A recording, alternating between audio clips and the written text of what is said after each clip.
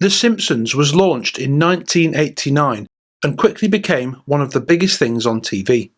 But as time went by, it simply was not able to sustain the impact that it had in its very earliest days. Despite remaining massively popular, season by season, bit by bit, year by year, The Simpsons began a decline from its opening high point.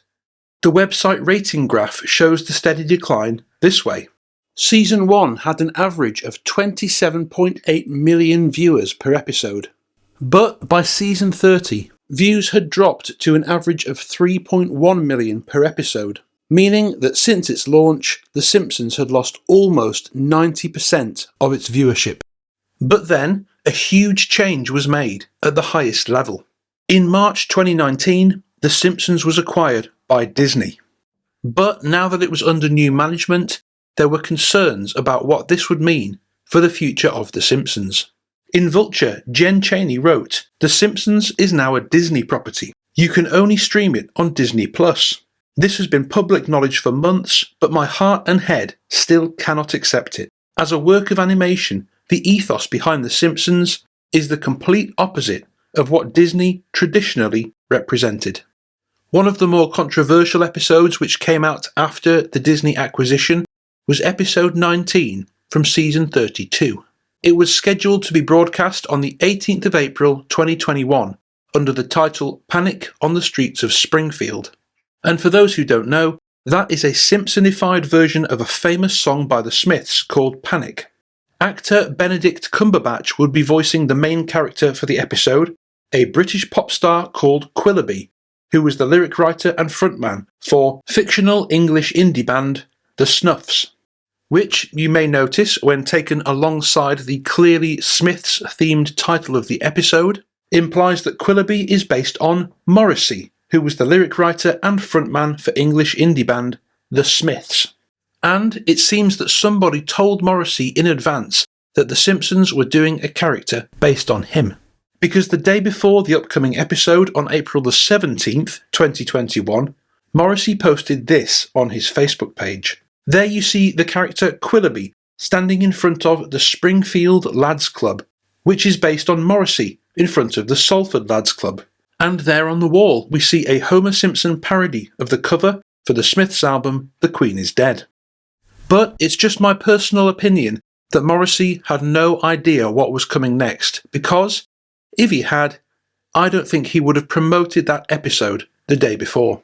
I think he was probably tricked into doing that, because when the episode went live, the story it told was anything but complimentary. The episode Panic on the Streets of Springfield actually told two stories.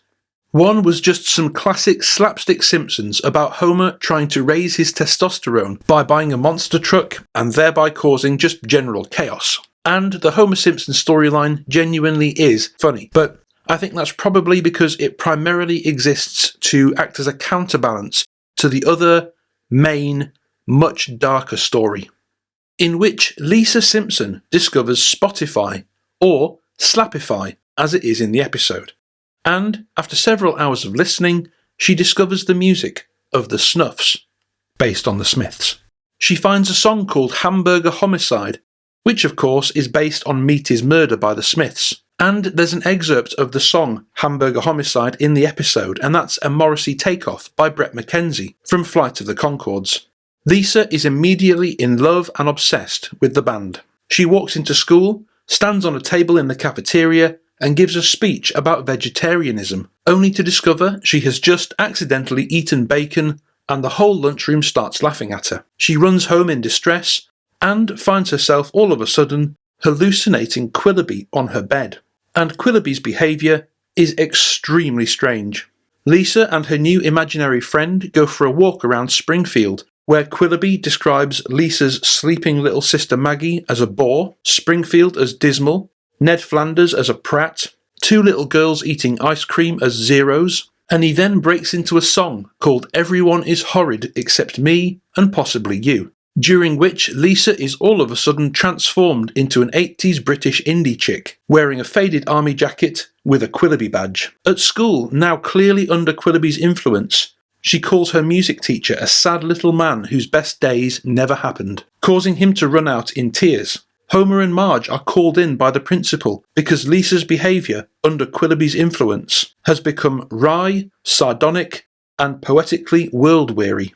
Marge says that the problem is this snobby, judgy British crooner from the 80s. She tries to talk to Lisa, but Lisa tries to block her out by putting her AirPods back in, and Marge responds by taking away her Slapify subscription. However, an outraged Lisa discovers there is still another way she can hear Quilloughby's music, because there is going to be a Snuffs reunion concert at the upcoming Bummershoot Music Festival. Again, under the imaginary Quilloughby's influence, she steals Homer's credit card, gets VIP tickets, and jumps on a coach. But once she gets there, the real Quilloughby comes on stage as a hugely obese, greying version of himself, with clothing that doesn't fit and his belly hanging out. He opens the gig by shouting, "Shut your gobs, you wankers, can't you see this show is just a cash grab?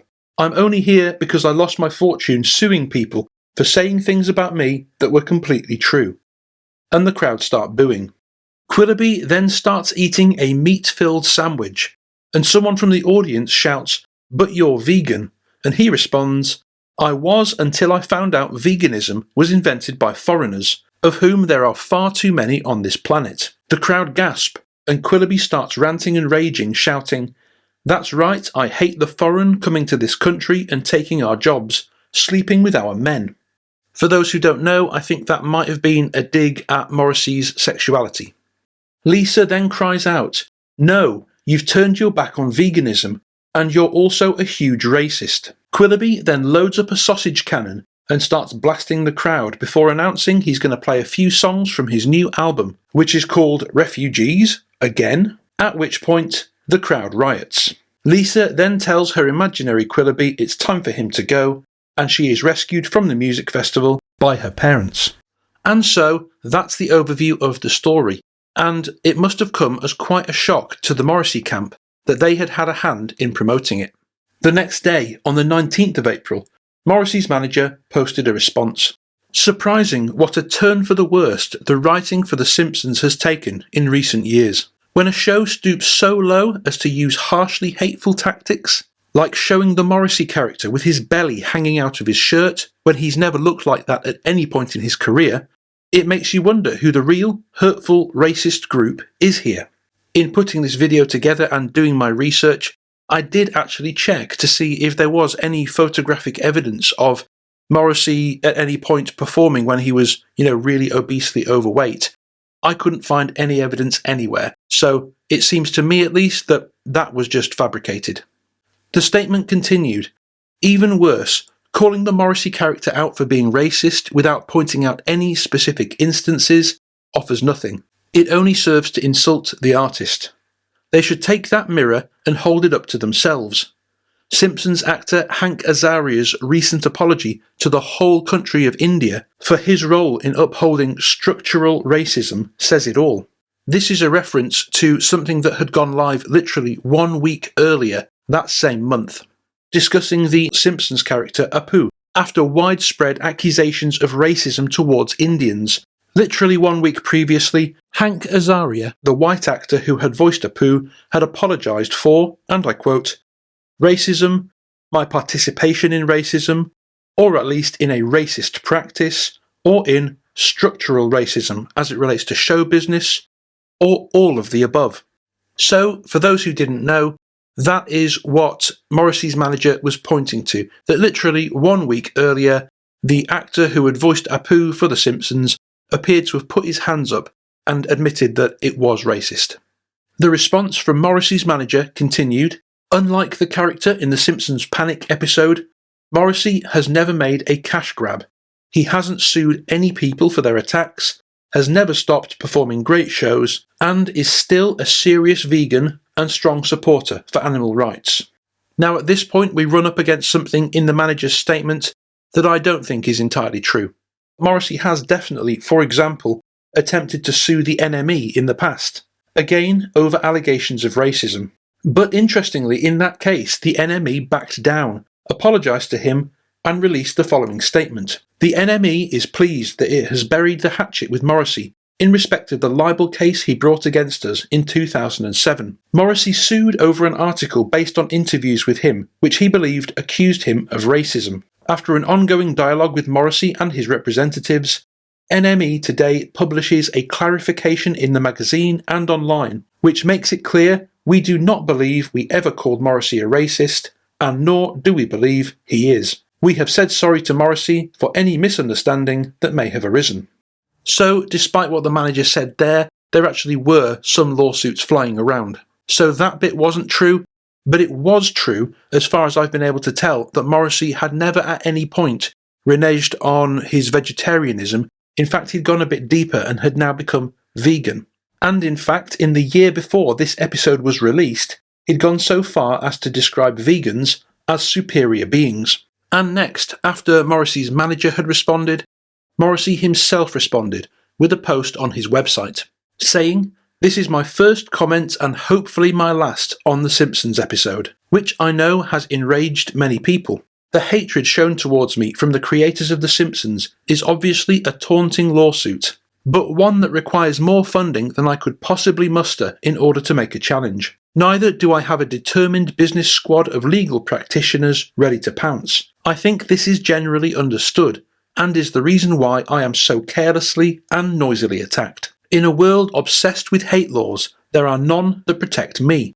Often the scandal sheets, do we still refer to them as newspapers, attempt to psychologically wound an artist, and then hopefully stir up enough hatred against that artist that he or she is physically wounded. False theories of race are now the most common and boring aspect of all criticism, and will continue to be so until accusations of racism are in themselves illicit.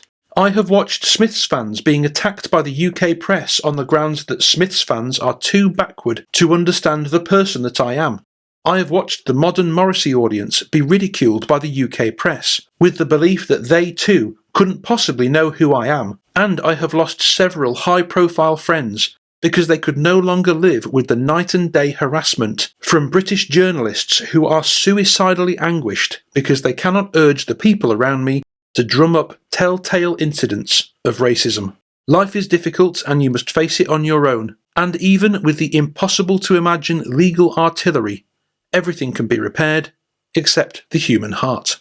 The Simpsons episode was written by Canadian writer Tim Long. Long actually called it a loving homage to Morrissey, saying, "I don't think he had any reason to complain from the Simpsons episode. I was a huge fan. I never thought in a million years I'd end up in a feud with the guy. But life takes some weird turns." Certain members of the cast and writers at this point began also suggesting that the Quilloughby character was actually a composite of several 80s singers, including Morrissey, Robert Smith of The Cure, and Ian Curtis from Joy Division. I wonder what Robert Smith thinks of that.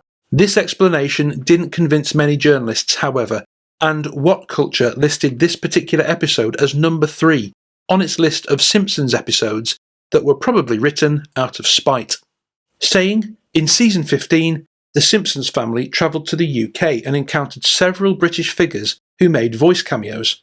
One of those approached, Stephen Patrick Morrissey, turned down the opportunity to be on the show. And the article suggests that his declining to be on that episode resulted in panic on the streets of Springfield as a retaliation. The Simpsons team said that Quilloughby was actually inspired by several people, and that therefore he couldn't sue.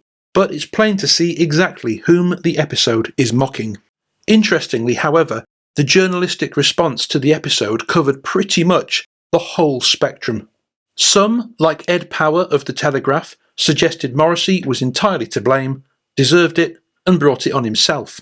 Finn McRedmond of the Irish Times suggested that both The Simpsons and Morrissey were undermined and failing institutions, saying, "Rarely is there a story with such pleasant symmetry as Morrissey goes to war with The Simpsons. Both were once venerated cultural institutions, and both are now struggling to cling to their depreciating relevance." And on the other side of the spectrum, the conservative National Review wrote, "Why isn't The Simpsons funny anymore? That question is provoked by this week's Simpsons episode, Panic on the Streets of Springfield, which made it clear that the best paid wits in showbiz have gone beyond mere political partisanship into a power exercise, unabashed, shameless meanness and character assassination. The show's creators have given up being funny and opted instead to scold and censure. Another day after the episode aired, Morrissey's manager went on to post one final thought on the episode. Thinking more today on this Simpsons bullshit, why did Benedict Cumberbatch even agree to take this voiceover gig playing the Morrissey character? Could he be that hard up for cash that he would agree to bad rap another artist that harshly? Clearly he would have read the outline or script before he took the gig. Could he actually be as big an arsehole as the people on the Simpsons writing team and the Fox team? Apparently so. Maybe he should speak up and tell his side of this. Does he even have balls enough to do that? And journalists from Esquire magazine actually confronted Benedict Cumberbatch with his statement and asked him about it. But Cumberbatch claimed that was not Morrissey. And when Morrissey's manager's comments were put to him, he simply replied, "No comment." There was a similar widespread of reaction from viewers as well, some of whom sprang to Morrissey's defence, finding the episode deeply offensive. There were others in the middle who strongly disliked Morrissey and his controversial politics, but nonetheless felt the Simpsons episode really was an underhanded dick move. But there were also a lot of others who felt that Morrissey himself had gone too far so many times that he fully deserved every possible dressing down he could get in the media. And that's pretty much the end of the story. But I would love to know what you guys think about this, so please let me know your thoughts and anything I might have missed down in the comments below. Thank you so much for watching, and as always, I'll see you next time.